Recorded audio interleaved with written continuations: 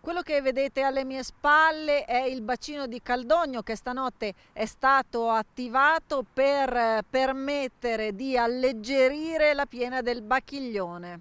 È la seconda volta che viene attivato dopo quella del 2020, realizzato a seguito della grande alluvione che colpì diversi comuni del Vicentino nel 2010.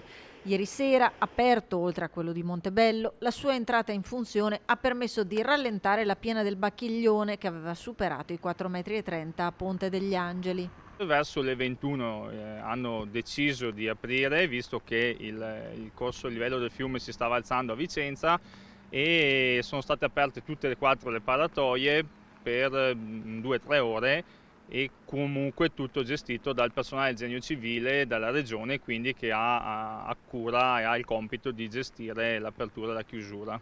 Notte di apprensione passata lungo gli argini, che ormai è alle spalle. Abbiamo qui sotto quattro paratoie d'ingresso nella prima vasca. La prima vasca è un po' più grande delle due, il volume totale del bacino contiene circa 4 milioni di metri cubi. La prima vasca appunto è più grande, la seconda è più piccola, si confida di non usarla mai, speriamo insomma.